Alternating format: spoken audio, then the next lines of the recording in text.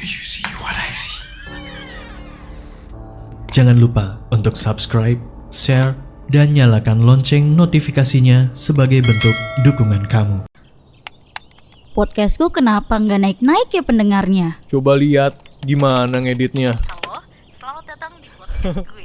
Ya nggak heran sih, audionya mentah begini. Elah, kayak masakan aja. Semua bisa dimatengin. Bisa lah. Makanya yuk bikin siniarmu naik kelas di Masterclass Editing kelas podcast Siberkreasi Batch 2. Bakal dikupas tuh segala cara olah hardware dan software biar maksimal. Beneran nih? Siapa mentornya? Ada Agus Hardiman dari Art Sonica dan Visa Leindra yang punya Bandung Tanpa Kamu. Daftar kemana? Bayar berapa? Gratis hey! Langsung aja meluncur ke siniar.net/editing.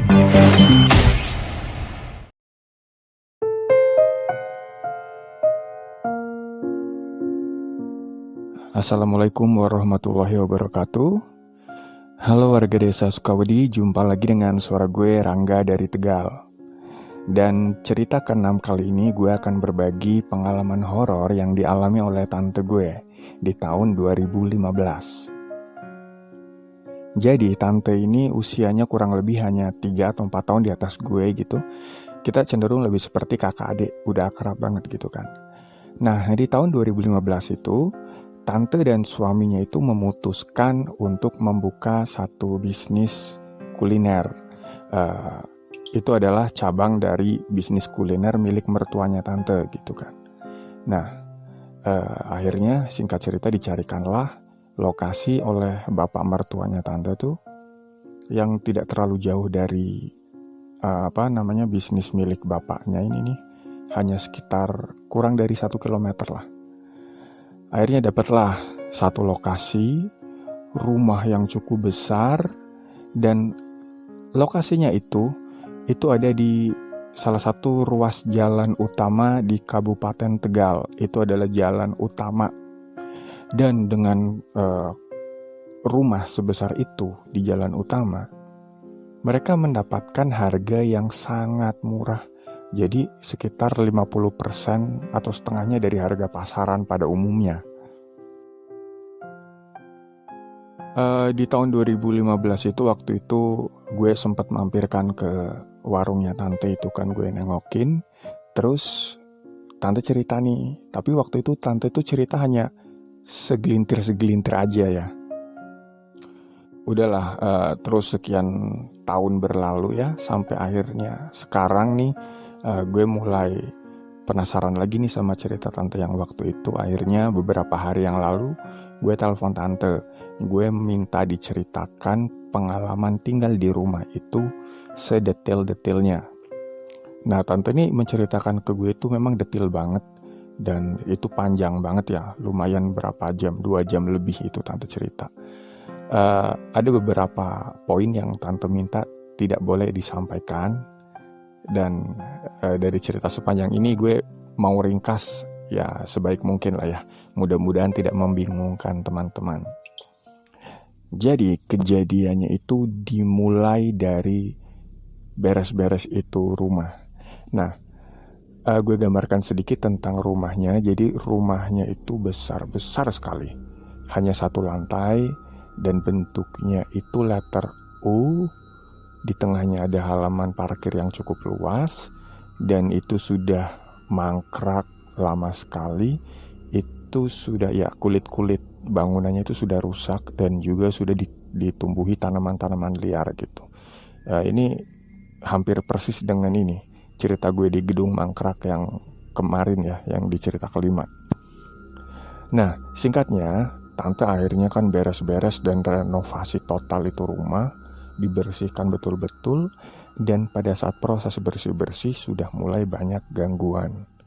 Salah satu yang tante sampaikan, jadi waktu itu tante di satu ruangan lagi bersih-bersih, di situ ada tante, ibu mertua dan anaknya tante yang masih 2 atau 3 tahun gitu, masih kecil. Itu ada sapu sama serok, kan lagi gak dipakai, jadi ditaruh disenderin di dinding gitu. Nah, si sapu sama serok itu, tante, ibu mertua, dan anaknya itu lihat bareng mereka dengan mata kepala siang-siang. Serok dan sapu itu bergerak, dipindah gitu. Itu benar-benar digeser. Sampai akhirnya itu kan sapu sama seroknya jatuh, kemudian diberdirikan lagi sama sesuatu yang tidak terlihat. Gitu. Nah, di situ tante sudah mulai merasa, aduh kok belum udah kayak gini ya. Tapi positif thinkingnya tante, mungkin karena habis mangkrak gitu kan. Kalau kalau sudah dibersihkan mungkin gangguan-gangguan seperti ini sudah mulai minim gitu pikirnya. Nah terus nih singkatnya kan warung ini udah buka nih ya. Jadi tante tuh bisnisnya tuh, ya gue nggak bisa jelaskan secara spesifik. Intinya tuh kuliner, ada warung tempat makannya kayak gitu ya. Waktu ini warung mulai dibuka nih ya, banyak pengunjung-pengunjung yang mulai melihat penampakan-penampakan. Jadi gangguan ini sudah mulai dialami oleh pengunjung, tapi tidak ada gangguan secara fisik ya. Lebih hanya ke penglihatan aja sih, penampakan-penampakan kayak gitu. Dan kata tante, yang sering lihat itu biasanya anak-anak. Kalau anak-anak tuh kan rawan lihat kayak gituan. Nanti kadang tuh anak nangis, takut, minta pulang kayak gitu tuh sering banget. Dan sosok-sosok yang sering muncul di situ tuh katanya ada genderuwo, kuntilanak, dan juga ada anak-anak kecil banyak sekali tuh sering berkeliaran di situ gitu. Terus nih ada lagi yang dialami oleh asisten rumah tangganya tante. Jadi tante punya asisten rumah tangga yang hanya mengerjakan pekerjaan rumah aja gitu, bukan warung. Waktu itu si asisten rumah tangga itu sore kalau nggak salah itu lagi setrika baju di satu ruangan. Jadi nih rumah nih kan rumah gede banget. Sedangkan tante hanya tinggal berdua nih. Biasanya asisten rumah tangga dan karyawan-karyawan itu pulang gitu kan. Jadi banyak ruangan-ruangan kosong yang nggak kepakai. Salah satu ruangan itu ya dipakai untuk cucian, nyetrika kayak gitu kan. Waktu si ART itu lagi nyetrika baju, duduk di lantai gitu kan, tiba-tiba dia merasa kayak punggungnya dia itu ada yang nindih gitu. Kayak ada yang loncat atau nindih punggung dia sampai dia ambruk. Dan pada saat dia sedang menahan itu beban di punggung itu, dia mendengar suara rauman, kayak raumannya monster kayak gitu. Dia berusaha bangkit gitu kan. Nah pas dia mulai bisa bangun, dia lari, dia nangis gitu, langsung ngadu ke tante. Akhirnya besoknya dia memutuskan sudah nggak mau lagi berangkat kerja di situ. Dan itu pun kata tante dialami oleh beberapa asisten rumah tangga yang tante sering gonta-ganti karena masalah yang sama. Ada lagi kejadian yang dialami oleh salah satu karyawan di warung gitu kan. Itu karyawannya bapak-bapak laki-laki. Nah si bapak itu lagi sholat, kalau nggak salah sholat asar gitu. Sholat di salah satu ruangan, kalau nggak salah sih di ruangan yang sama tempat itu ya, ART nyetrika baju gitu. Bapak itu lagi sholat, tahu-tahu tante dengar suara dubrak gitu, kayak ada orang jatuh. Langsung lagi samperin kan, ada apa-apa gitu. Nggak apa-apa mbak, ternyata tuh bapak udah tersungkur. Katanya si bapak lagi sholat, ada yang jegal kakinya gitu, kayak ditendang tuh kakinya sampai dia tuh terjungkal ke belakang. Nah kata tante, nggak apa-apa pak beneran. Nggak apa-apa kok mbak, udah biasalah namanya gangguan, nggak usah dipikirin kayak gitu. Terus lagi nih tante itu sama om ya, di dalam rumah malam hari itu mereka merasa kayak ada gempa gitu, sampai barang-barang tuh bergerak semuanya kayak gitu. Gempa yang cukup kencang lah katanya. Habis itu larilah mereka semuanya pada keluar rumah gitu. Pas mereka keluar rumah, gempanya langsung berhenti gitu. Terus kan ada orang lewat atau apa gitu kan ditanyain, dan besoknya juga ditanyain, kemarin ada gempa ya gitu. Nggak ada kok gitu. Orang-orang di sekitar situ nggak tahu, nggak merasakan ada gempa. Kalau itu hanya lindu, gempa kecil gitu ya, itu mungkin orang bisa nggak sadar gitu kan. Tapi yang dirasakan tante ini lumayan kenceng gempanya. Nggak mungkin kalau orang lain tuh nggak tahu kalau ada getaran kayak gitu. Paling tidak masuk berita lah ya. tapi itu nggak ada. Dan selanjutnya dapur rumah dan dapur warung tuh kan tadinya terpisah, tapi direnovasi sama tante jadi satu, itu dapur besar gitu. Jadi di rumah itu hanya ada satu dapur utama. Kalau malam tante itu sering banget dengar ada aktivitas di dapur, entah itu orang masak, entah itu orang nyuci gitu. Itu ya pokoknya rame aktivitas lah di dapur situ gitu. Nah tante merasa agak takut, jadi nggak berani nyamperin ke situ kan. Nah terus karena sudah mulai terganggu dengan yang seperti itu, tante itu tanyalah ke kios sebelah. Jadi di sebelah tante itu, sebelah kanan ada kios, kurang lebih jaraknya berapa ya, 10 meteran kali ya. Itu jual tanaman, karena tante merasa biar biar ini warung kelihatan lebih bagus gitu kan, mau dibeliin tanaman. Sekalian tante tanya-tanya, tante basa-basi gitu, Mas, kok kalau malam tuh rame banget sih gitu, ngapain masak-masak kok malam-malam gitu. Terus kata orangnya, malam masak, mana ada mbak gitu. Terus iya gitu, istrinya lagi masak kan malam-malam gitu. Istri apa mbak? Orang kita di sini itu perjaka semua, bujang semua gitu, laki-laki semua, nggak ada perempuan di sini gitu. Oh gitu. Terus si penjual tanaman tanya, kenapa sih mbak sering dengar suara-suara kayak gitu ya? Terus kata tante, iya mas gitu, hampir tiap malam pasti ada yang aktivitas gitu. Kata tukang kembang tuh bilangnya, ya itu sih udah biasa mbak, kita aja tiap malam hampir sering didengerin kok dari rumah mbaknya gitu. Dari sebelum mbaknya menempati rumah itu masih mangkrak, itu kita udah sering didengerin yang seperti itu. Oh ya udah, rasa penasaran sudah sedikit terobati lah ya. Kemudian yang ngeri lagi nih ya, kata tante, kalau malam juga nih ya, di malam-malam tertentu, dan itu cukup sering, tante itu denger ada orang berantem. Suaranya itu kayak suami istri yang lagi bertengkar. Kata tante, bahasanya bukan kayak bahasa kita gitu. Nah gue tanya, maksudnya bahasa asing gitu? Bukan. Tapi kalau dari dialeknya, logatnya itu kayak orang Sunda gitu, kayak bahasa Sunda kayaknya gitu. Tante gak terlalu paham bahasa Sunda soalnya. Nah terus berantem gimana gitu? Ya berantem kayak suami istri lagi berantem hebat, dan sampai ada KDRT-nya juga loh. Nah, maksudnya iya, aku dengar ada suara nampar gitu, pak gitu, dan beberapa kali ditampar. Sampai itu yang tante denger ya, istrinya itu sampai nangis-nangis gitu, sampai nangis-nangis keras banget. Pokoknya kayak KDRT disiksa gitulah gitu. Nah tante pikir itu suara tetangga. Terus karena sering dengar kayak gitu, tante bilang sama om gitu kan, kok punya tetangga gini banget ya? Nah kenapa maksudnya gitu?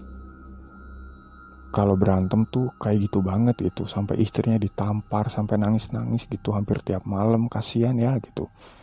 Nah si om ini cuma, oh ya udah biarin aja gitu, dengan santainya, kayak nyuekin lah, tante ini dicuekin gitu. Habis itu satu ketika tante itu dapat pesanan nasi tumpeng. Tante gak punya daun gitu kan, terus minta om beli daun ke pasar. Kata om, ngapain ke pasar, di belakang aja banyak pohon pisang gitu, ambil aja di belakang rumah. Oh yaudah deh gitu. Akhirnya tante berangkat sama om gitu berdua ke belakang rumah. Sesampainya di situ, tante langsung shock, terdiam katanya. Gue agak ketawa nih diceritain. Katanya yang bikin tante shock itu adalah tante menyadari bahwa ternyata mereka gak punya tetangga. Posisi rumahnya tante itu sebelah kiri sawah, belakang sawah, dan kanan itu juga sawah. Hanya ada kios tadi ya, penjual tanaman, yang itu jaraknya agak jauh, sekitar 10 meter, dan dijelaskan bahwa di situ nggak ada perempuan, di situ nggak ada yang bertengkar, nggak ada yang beraktivitas tengah malam. Yang bikin tante shock tuh tante menyadari fakta yang seperti itu gitu kan. Jadi ternyata selama ini nggak ada tetangga gitu. Habis itu tante marah-marah sama om. kamu kok nggak bilang sih kalau kita nggak punya tetangga? Kamu tahu tapi diem aja gitu, kata si om. Ya daripada aku bilang nanti kamu takut gitu kan, gitu. Nah terus lagi nih si anaknya tante ya yang masih 2 atau 3 tahun itu waktu itu, dia itu kalau tengah malam tuh sering kebangun. Tante sering kebangun karena dengar suara anaknya lagi main. Anaknya tuh lagi main di lantai mainan, seolah-olah ada temennya. Dia main bareng, dia ngobrol, ada yang diajak ngobrol, tapi tante nggak lihat. Gitu. Nah, tante sering lihat kayak gitu. Akhirnya, ya tante cuma, udah sini yuk mainnya besok lagi, udah malam tidur gitu. Terus katanya, itu mah dia ngajak main, iya besok lagi tidur gitu. Nah terus di satu malam lagi tuh si anaknya tante pas lagi kayak gitu kan, lagi main, bangunin mamanya, mah bangun gitu. Apa? Itu mah di luar ada yang ketok-ketok pintu, minta masuk mah. Bukain ya mah, bukain gitu. Kata tante, udah jangan gak usah dibukain, udah biar masuk, biar jangan bolehin masuk gitu. Orang gila itu, udah sini tidur aja gitu.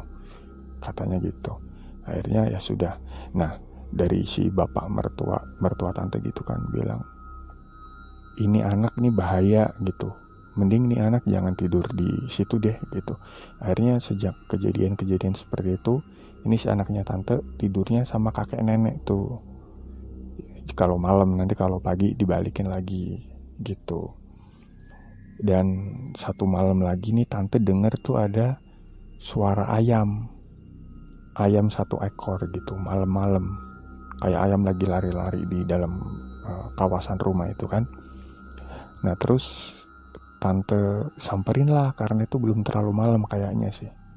Tante samperin, tante lihat di situ ada ayam putih ada di halaman rumahnya, dan ayam putih itu lari kenceng banget, kayak ya cepet kayak kilat kayak gitulah. Itu masuk ke salah satu area rumah. Dan setelah itu hilang, nggak berbekas, nggak ada suara, nggak ada suara gerakan pun nggak ada gitu. Tante telepon lah ke mertua gitu, ke bapak gitu kan, ke bapak mertua. Terus si bapak mertua bilang, ya udah kamu kalau lihat kayak gitu, malam ini kamu jangan tidur sampai pagi. Kalau udah subuh kamu baru boleh tidur gitu. Loh kenapa pak gitu? Kata si bapak mertua tuh, kalau kamu lihat yang seperti itu ayam, gue lupa istilahnya orang tua di Tegal tuh bilang apa, gue lupa, intinya tuh itu akan ada inilah hal-hal yang bisa membuat celaka si orang yang melihat gitulah, atau orang yang di ketempatan si ayam ini gitu katanya. Ya sudah, oh ya orang sini bilangnya tuh belai gitu, gue juga nggak ngerti banget itu artinya apa. Itu kalau ada kayak gitu tuh ada belai, hati-hati gitu katanya. Nah yang gue pernah denger sih, nanti aja deh itu. Ini terus ya, karena banyak sekali kejadian-kejadian seperti itu, tante sering banget minta om gitu, ngajakin temen-temennya om. Om kan punya komunitas motor dan beberapa komunitas lain, temennya banyak. Disuruh ngundang temennya itu sering aja main di rumah kalau malam begadangan, nggak apa-apa, nanti dibuatin makanan sama minuman gitu. Termasuk keluarga juga sering diajakin ke situ. Tapi pun sama, maksudnya tante tuh biar tante nggak terlalu takut rame banyak orang gitu kan. Tapi sama aja, yang pada begadangan itu mereka dikasih lihat juga. Malah ada yang sampai nangis, bayangin aja udah segitu tuanya laki-laki sampai nangis gitu, katanya lihat kuntilanak. Serem mukanya gitu. Akhirnya sebagian kapok, sebagian masih bertahan gitu kan. Nah terus gue kan penasaran nih, gue tanya sama tante itu sebenarnya sebelumnya itu apa sih sebelum tante tempatin gitu. Ya sebelum tante tempatin ya itu mangkrak, itu sudah bertahun-tahun lamanya itu mangkrak, gak ada yang nempatin. Dan sebelum yang paling terakhir nempatin itu lokasi dipakai buat tempat karaoke. Dan yang tante dengar katanya di tempat karaoke itu ada yang tewas gitu, nggak tahu tewasnya karena apa. Maksudnya tante nggak tahu berita detailnya gitu. Setelah ada kejadian itu, karaoke-nya tutup dan itu mangkrak sampai dengan tante nempatin waktu itu. Itu pun cerita baru tante dengar setelah tante nempatin. Kata tante kalau tahu kayak gitu nggak bakal mau nempatin gitu kan. Terus gue tanya lagi, tante, latar belakang pemilik rumah itu apa sih tante gitu? Ya dia pengusaha gitu, tapi nggak perlu disebutkan spesifikasi usahanya bidang apa gitu ya. Dia pengusaha, pokoknya gitu. Terus ada nggak keanehan-keanehan dari orang itu selama tante komunikasi? Kata tante, banyak banget keanehannya gitu.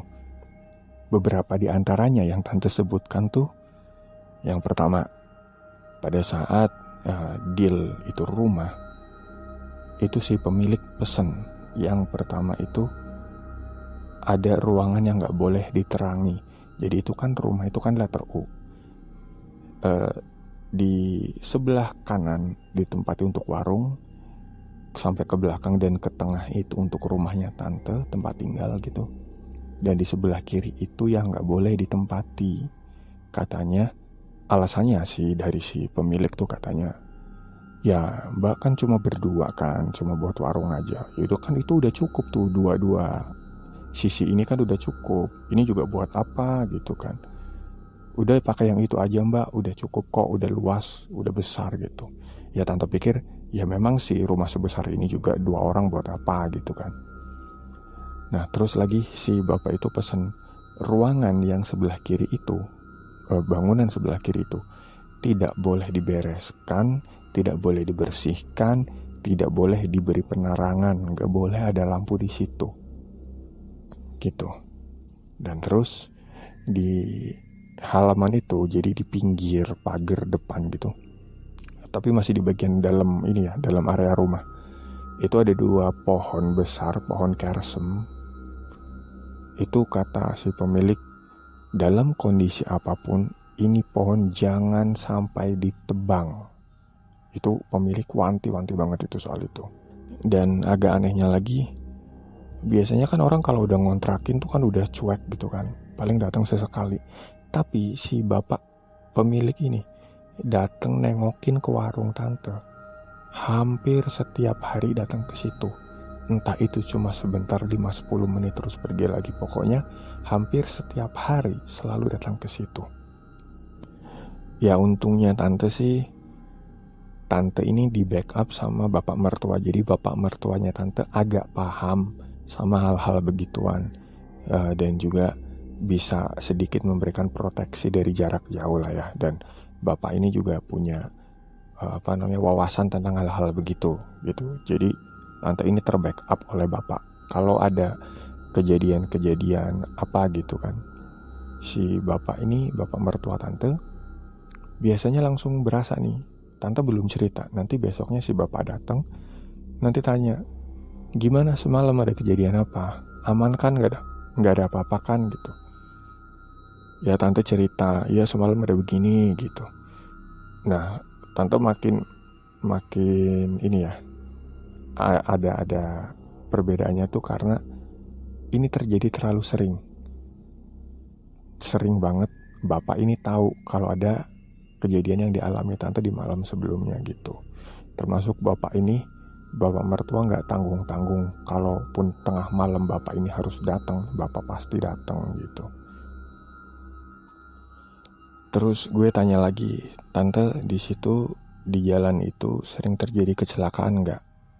Kata tante, sering banget terjadi kecelakaan, dan itu spotnya hampir selalu di depan warungku, kayak gitu kata tante. Itu jadi warungnya tante ini kan berada di tengah ya, maksudnya dari ujung jalan ke ujung jalan, posisi warung tante agak tengah, dan radius kurang lebih sekitar 50 meter ke arah selatan, mendekati ke arah lampu merah gitu kan. Itu adalah lokasi rawan kecelakaan dan gak jarang juga sampai merenggut nyawa. Termasuk kayak tetangga yang satu ini ya, satu komplek di situ tuh juga ada yang sampai meninggal kecelakaan di area situ. Padahal gue juga kan sering lewat jalan itu gitu kan, sering banget. gue kenal banget jalan itu, dan itu jalan yang lebar dan tidak banyak orang yang ini ya, maksudnya kebut-kebutan atau tidak banyak juga pengendara yang lewat situ. Pokoknya lengang lah, jalan itu tuh agak lengang. Harusnya sih itu jalan yang aman, apalagi mendekati lampu merah. Biasanya orang tuh cenderung lebih mengurangi kecepatan lah kalau mendekati lampu merah. Harusnya kalaupun ada kecelakaan ya paling kecelakaan ringan, serempetan atau apa gitu.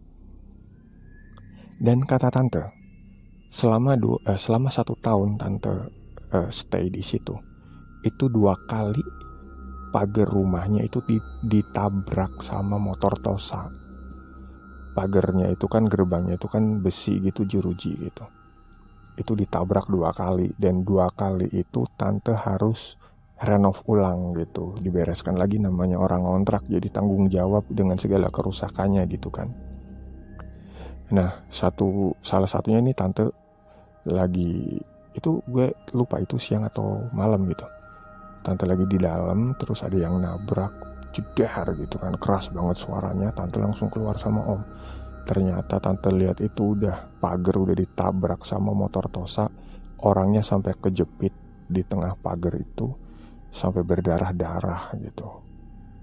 Akhirnya ditolongin lah, panggil orang-orang gitu kan, minta ditolongin. Habis itu udah agak tenang sedikit, itu orang ditanyain sama om gitu kan, "Pak, kenapa kok bisa nabrak kayak gitu?" gitu.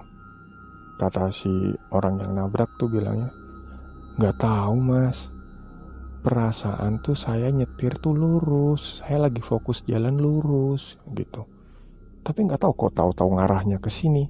Jadi tuh perasaan nih orang nih jalan lurus masih menyusuri jalan.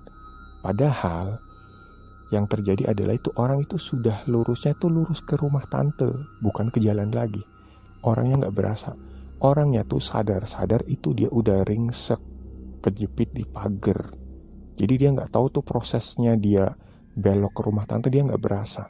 Tahu-tahu udah ringsek aja. Nah itu 2 kali itu ada orang mengalami seperti itu. Nah ini kan tante kan udah bayar sewa, kemudian tante juga udah renovasi total rumahnya, benerin pagar udah 2 kali gitu kan. Biaya yang keluar itu udah banyak sekali.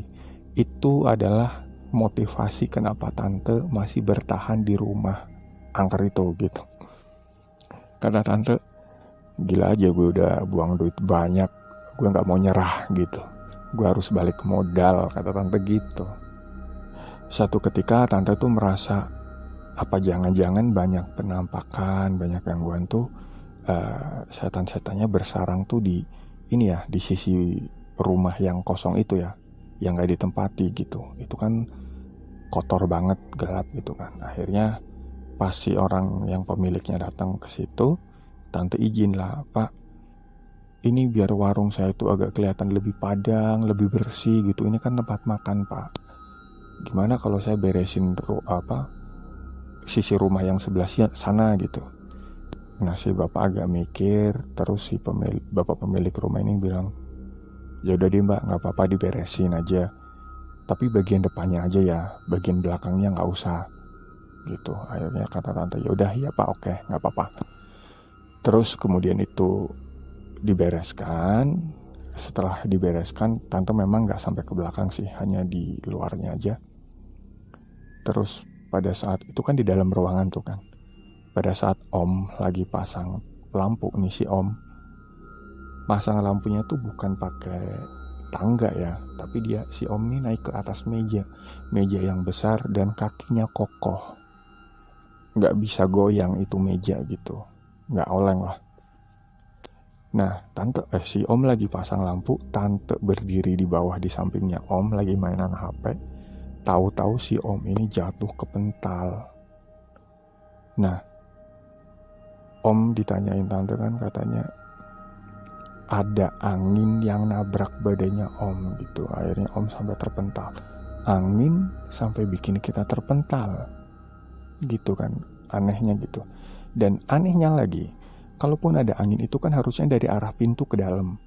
Nah ini dari anginnya ini dari dalam keluar gitu. Jadi om tuh jatuhnya ke arah pintu, malah keluar bukan ke dalam gitu.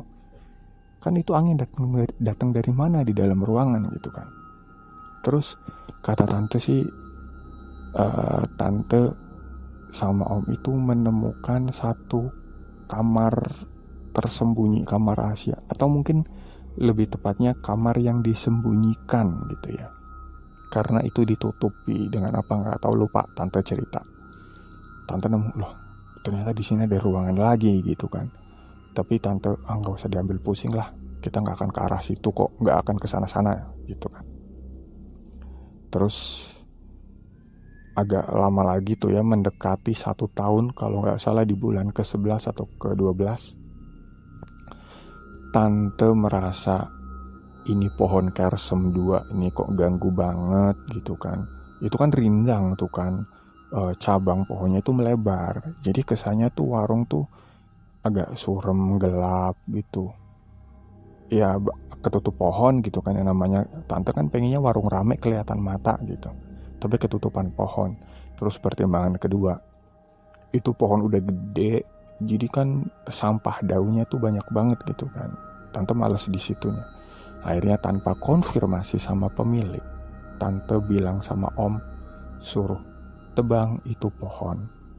Akhirnya om nebang itu pohon sampai tinggal separuh. Pada saat si pemilik datang, dia kaget, pohon kesayangannya ditebang.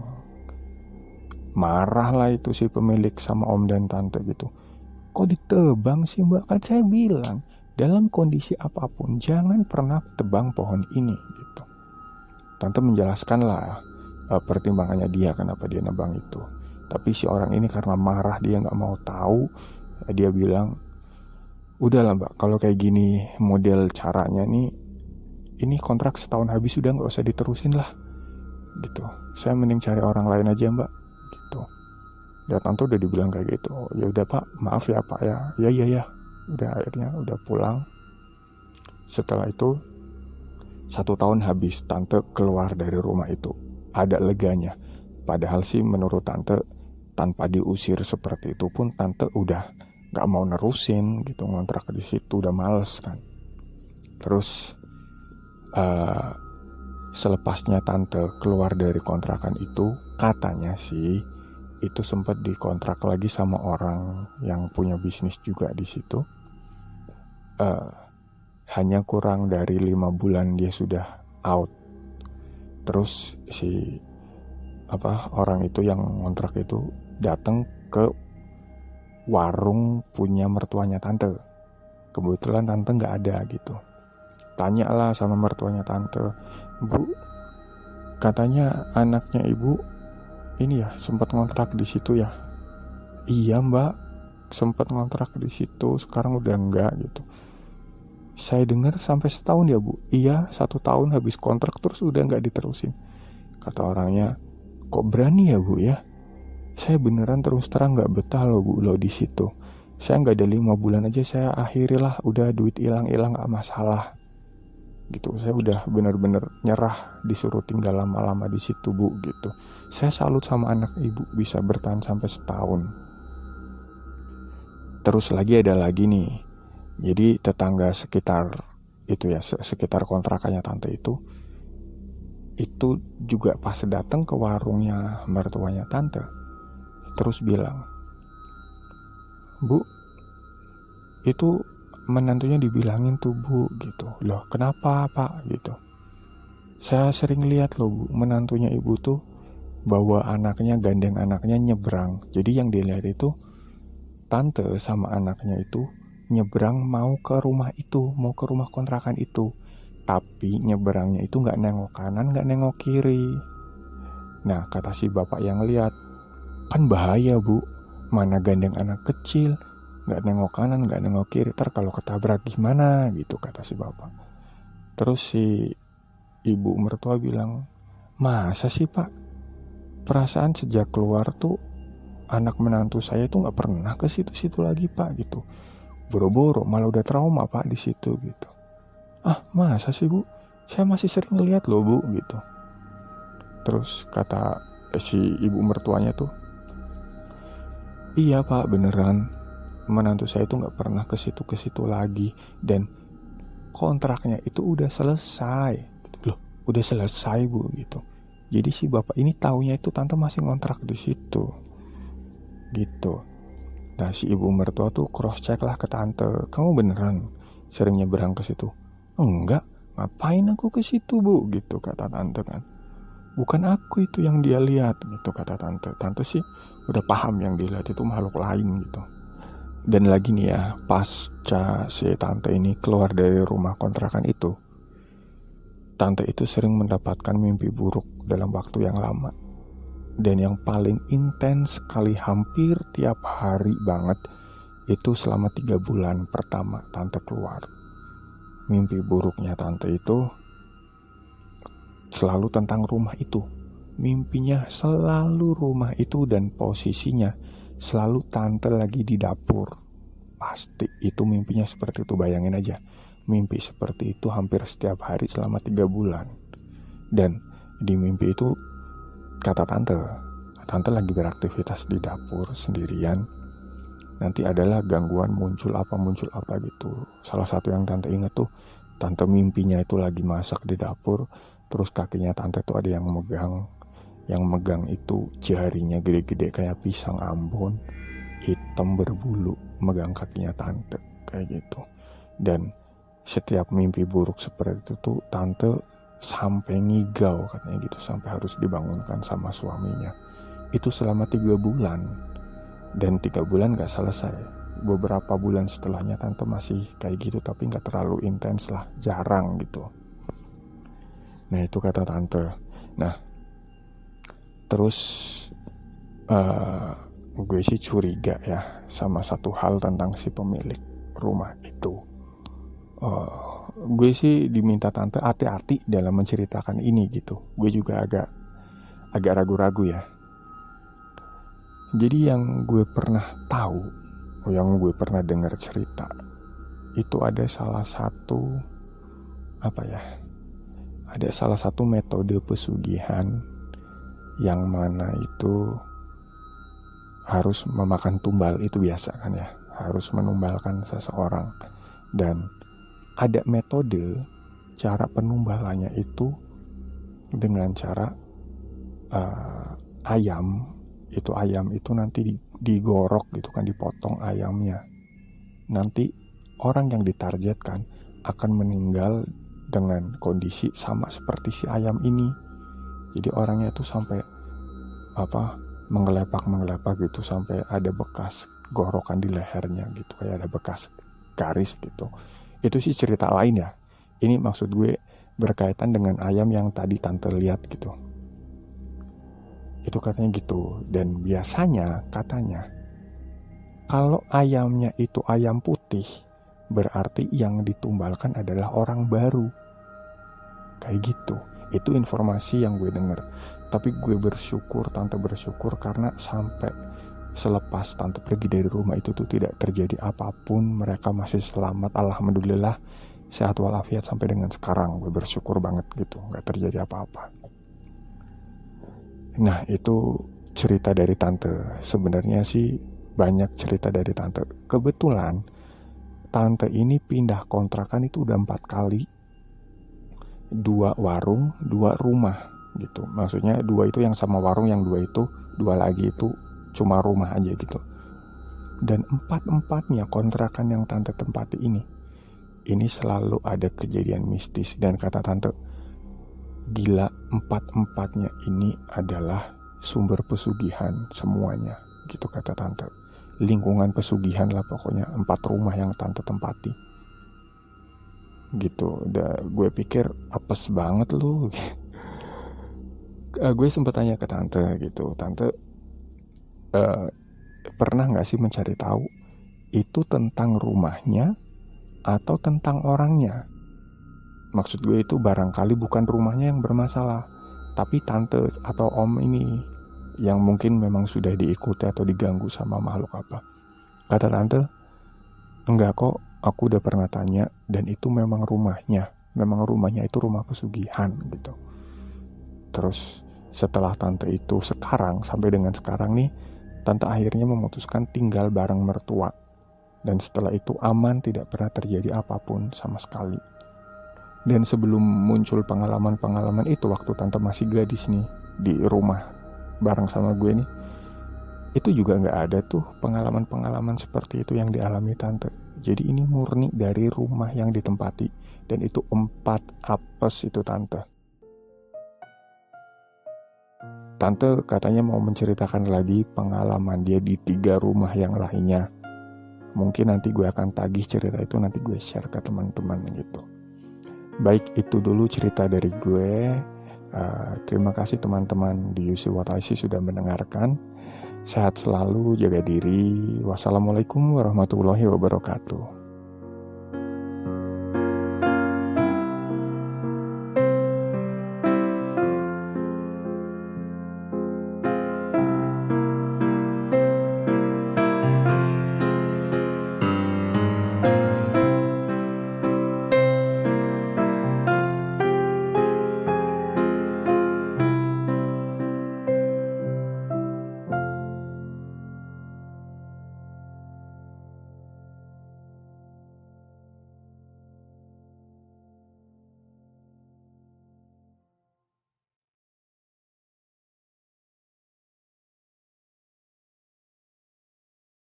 Kirim cerita kamu ke alamat berikut.